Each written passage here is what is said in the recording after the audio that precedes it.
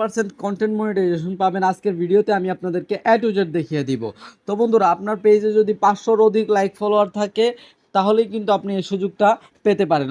এবং আপনার পেজে যদি রিলস ভিডিও আপলোড করা থাকে এবং লং ভিডিও আপলোড করা থাকে 200-300 বা 200 প্লাস, সেক্ষেত্রে কিন্তু আপনি এই কন্টেন্ট মনিটাইজেশনের জন্য আবেদন করে আপনি কিন্তু কন্টেন্ট মনিটাইজেশনটা নিশ্চিত পেতে পারেন। আমি যেভাবে দেখাবো আবেদনটা ঠিক সেমভাবে যদি করেন। তো শুরু করা যাক, লেটস গো। প্রথমে আপনারা ফেসবুক পেজে চলে আসবেন। পেজে কিংবা প্রোফাইলে দুইটাই সেম একেবারে। প্রফেশনাল ড্যাশবোর্ডের ভিতর চলে যাবেন। প্রফেশনাল ড্যাশবোর্ডে যাওয়ার পর বন্ধুরা, এখান থেকে মনিটাইজেশন নামক একটা অপশন কিন্তু আপনারা পেয়ে যাবেন। তো এই যে দেখতে পাচ্ছেন মনিটাইজেশন অপশন, এই অপশনটার মধ্যে একটা ক্লিক করব সিম্পলি। এই অপশনে ক্লিক করার পর ইন স্ট্রিম অ্যাডস একটা অপশন দেখতে পাচ্ছেন। ইন স্ট্রিম অ্যাডস অপশনটার মধ্যে একটা ক্লিক করব আমরা। এখানে একটা ক্লিক করব। এখানে ক্লিক করার পর বন্ধুরা, এখান থেকে লার্ন মোর একটা অপশন পাবেন। তো বন্ধুরা, এখান থেকে লার্ন মোর অপশনটার মধ্যে একটা ক্লিক করবেন। এই যে দেখতে পাচ্ছেন লার্ন মোর, এই অপশনটার মধ্যে একটা ক্লিক করবেন। বন্ধুরা দেখতে পাচ্ছেন লার্ন মোর অপশনে ক্লিক করার পর এখান থেকে আরও একটি অপশন চলে এসেছে।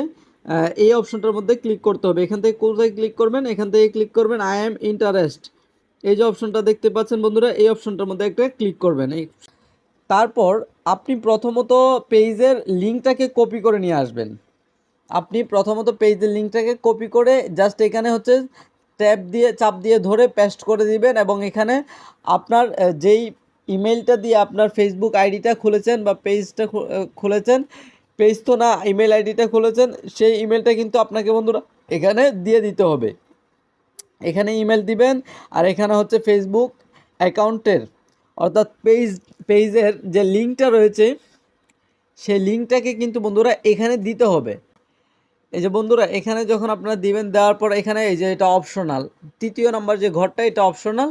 এখান থেকে লেটস গো অপশনে ক্লিক করলে আমি দেখিয়ে দিচ্ছি আপনাদেরকে। এই যে দেখতে পাচ্ছেন লেটস গো, এখানে ক্লিক করলে কিন্তু আপনার এটা সাবমিট হয়ে যাবে।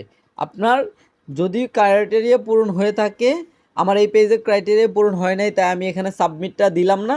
হ্যাঁ, তো যদি ক্রাইটেরিয়া পূরণ হয়ে থাকে অবশ্যই আপনি 7 ঘন্টা কিংবা 10 ঘন্টা অথবা 7 দিন, সর্বোচ্চ 7 দিনের ভিতর কিন্তু আপনি তাদের কাছ থেকে নোটিফিকেশন পাবেন। আপনি যদি ক্রাইটেরিয়া পূরণ তাদের যে রিকমেন্ড অনুযায়ী যদি আপনার কাজ করে থাকেন, ঠিক আছে?